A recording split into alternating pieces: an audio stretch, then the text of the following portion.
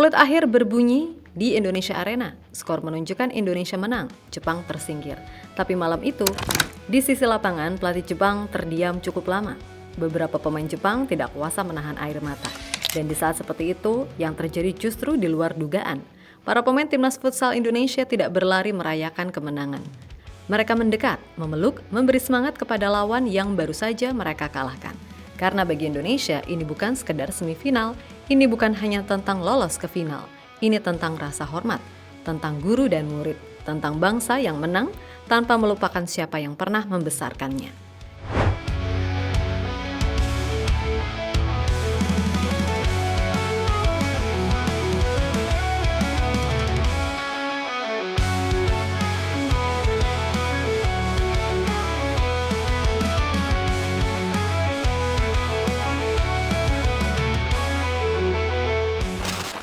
Semifinal Piala Asia Futsal 2026 mempertemukan dua dunia, Timnas Futsal Indonesia melawan Timnas Futsal Jepang. Sejak menit pertama, laga ini jauh dari kata mudah. Skor kejar-kejaran, tekanan datang silih berganti. Jepang dua kali menyamakan kedudukan. Dan ketika waktu normal habis, pertandingan dipaksa masuk ke extra time. Lebih dari 10.000 penonton memadati arena, atmosfernya keras, padat, dan bagi Jepang, ini bukan sekedar laga tandang. Media mereka sendiri menyebutnya sebagai complete away, tandang total. Indonesia bertahan di bawah tekanan, menyerang saat kesempatan datang, tetap disiplin ketika situasi paling genting. Hingga akhirnya di extra time, Indonesia memastikan kemenangan, skor 5-3. Dan untuk pertama kalinya dalam sejarah, Indonesia melangkah ke final Piala Asia Futsal. Kemenangan yang lahir dari pertarungan panjang, dari tekanan ekstrim, bukan dari kebetulan.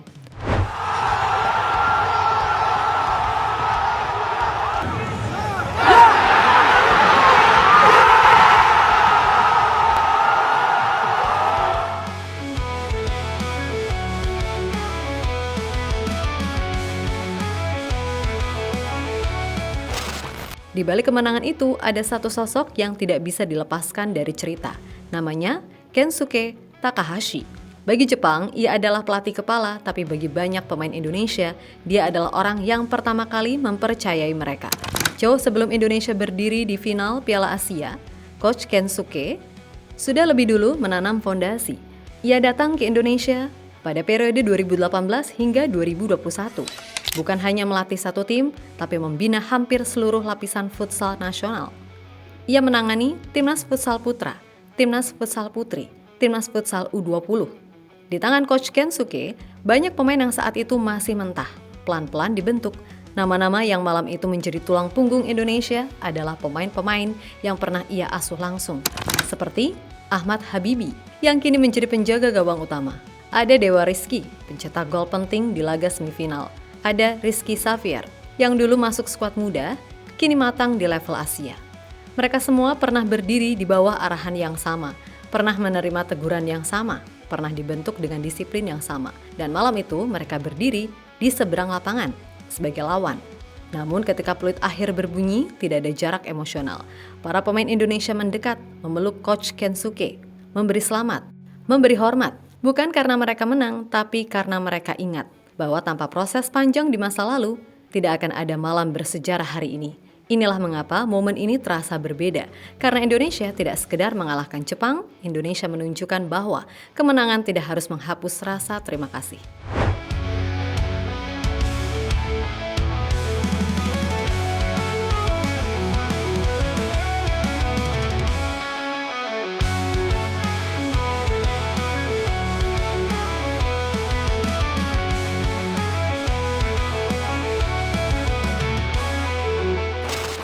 Usai pertandingan, bukan pembelaan yang terdengar dari kubu Jepang, yang muncul justru pengakuan. Dari laporan Jebret Media TV, pelatih Jepang Kensuke Takahashi menyampaikan sikap yang tenang dan rendah hati. Ia mengaku merasa beruntung pernah menjadi pelatih Indonesia dan sudah tidak sabar menantikan Indonesia tampil di partai final. Bukan sebagai formalitas, tapi sebagai pengakuan bahwa Indonesia memang pantas berada di titik itu. Saat namanya disebut-sebut sebagai sosok yang berjasa besar dalam kemajuan futsal Indonesia, Coach Kensuke memilih merendah. Ia menegaskan bahwa kekuatan Indonesia hari ini bukan hasil kerja satu orang, melainkan hasil kolaborasi panjang, federasi, klub, pelatih-pelatih, setelah dirinya dan para pemain yang terus berkembang. Tidak ada nada kecewa berlebihan, tidak ada alasan, yang ada hanya respect. Sikap serupa juga datang dari para pemain Jepang. Kapten Jepang, Kazuya Shimizu, bahkan tidak mampu menyembunyikan emosinya setelah peluit akhir berbunyi. Ia menangis di lapangan, bukan karena dipermalukan, tapi karena berat tanggung jawabnya dan tekanan pertandingan. Dalam pernyataannya, Shimizu mengucapkan selamat kepada Indonesia yang berhasil mencatatkan sejarah dengan lolos ke final Piala Asia untuk pertama kalinya. Ia juga mengakui satu hal penting, bahwa laga melawan Indonesia bukan pertandingan yang mudah sejak awal. Menurutnya, Indonesia tampil kuat, disiplin, dan mampu memberikan ancaman nyata sepanjang pertandingan. Bahkan lebih jauh, Shimizu secara terbuka mengatakan bahwa peta kekuatan futsal Asia kini mulai berubah. Ia menilai apa yang dilakukan Indonesia di turnamen ini bukan sekedar kejutan, melainkan hasil dari perkembangan nyata. Tangis para pemain Jepang pun menurutnya bukan sekedar karena kalah, melainkan karena besarnya tanggung jawab dan kerasnya persaingan di level Asia. Dari pelatih hingga pemain, Jepang menyampaikan pesan yang sama. Indonesia menang karena layak dan kemenangan itu diakui tanpa drama.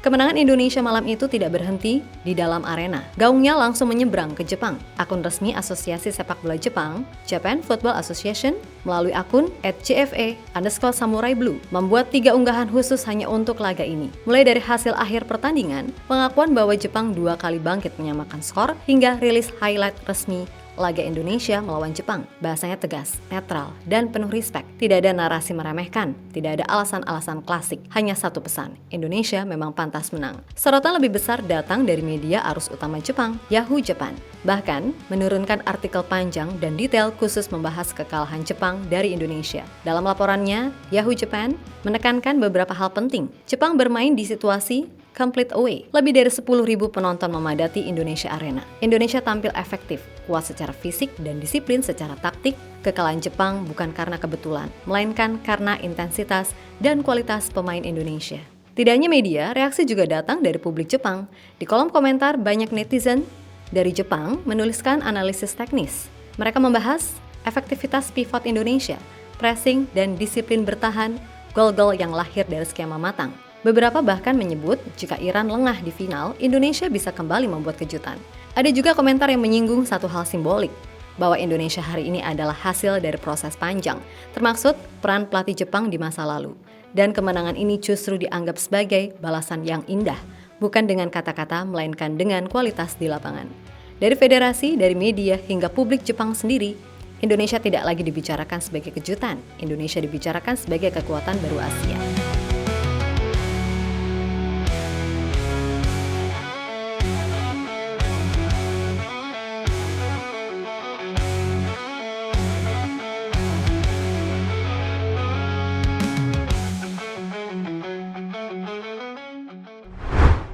Malam itu, Indonesia mencetak sejarah. Untuk pertama kalinya, timnas futsal Indonesia melangkah ke final Piala Asia.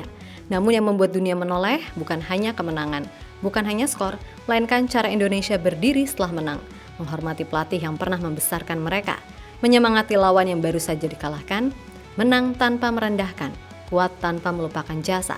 Sorotan dari Jepang membuktikan satu hal, Indonesia hari ini bukan lagi cerita kejutan.